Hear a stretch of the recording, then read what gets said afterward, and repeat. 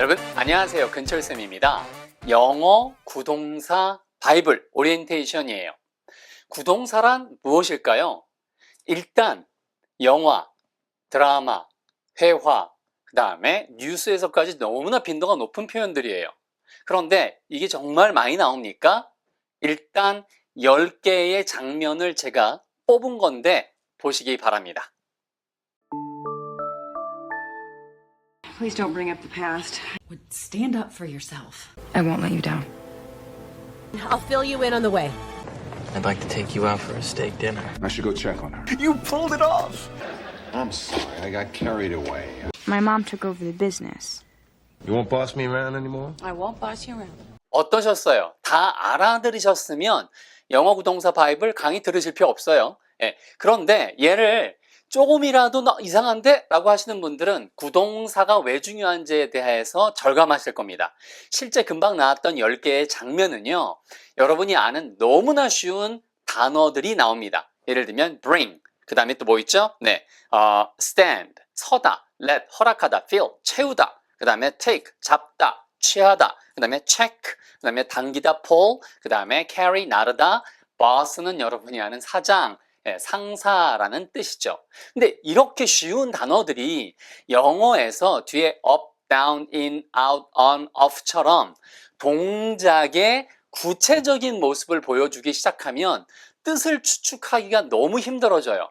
쉽게 나오는 경우도 있는데 이 구동사는요, 하나의 정해진 구를 이루는 동사다란 뜻이에요. 쉽게 말하면 동작에 금방 나왔던 up, down, in, out처럼 동작의 모습을 보여주는 것들이 붙으면 그게 하나의 구가 되는 동사 표현이다라는 뜻인데, 얘가 한 가지 뜻으로만 쓰이는 경우도 가끔 있어요. 근데 대부분 2가지, 3가지, 많게는 20가지 뭐 이렇게 쓰이는 경우도 있습니다. 아주 극단의 경우에, get 같은 경우에. 그런데 이게 여러분이 반드시 필요한 이유를 바로 지금 보신 것처럼 다 문장을 써놓잖아요. 이렇게 쉬운 단어밖에 없는데 내가 못 알아들었단 말이야? 이렇게 생각하실 수 있어요.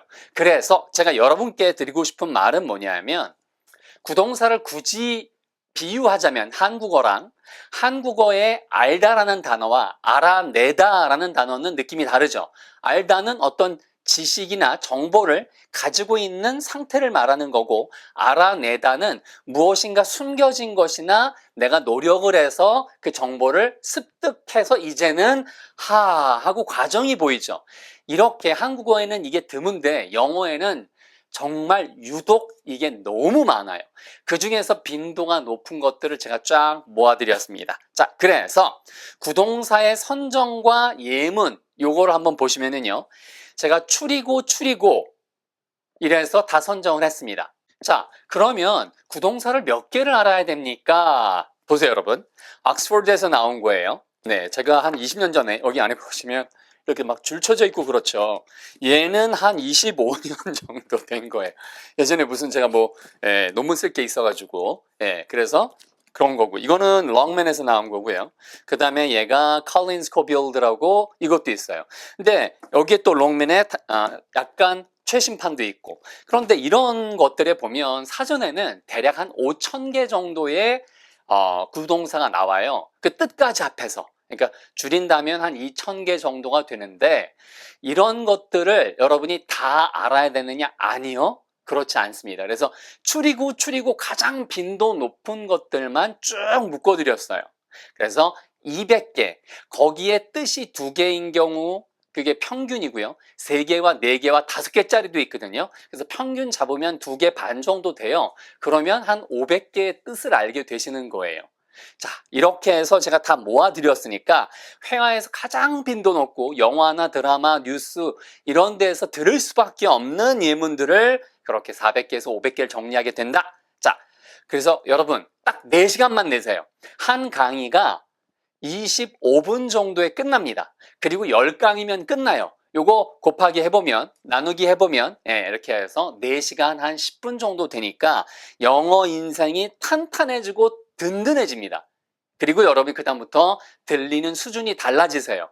반드시 해야 될 걸 하는 게 정말 중요한데, 그 중에 구동사의 10강, 제가 위, 아래, up, down, in, out, on, off, 그 다음에 away, over, 그 다음에 around까지 했어요. up이 가장 많은 구동사를 이루는데 걔만 1, 2강으로 나눠드렸고요. 나머지 거는 20개씩 그 다음에 그걸 가지고 스토리도 만들어드렸습니다. 실제로 어떻게 쓰이는가?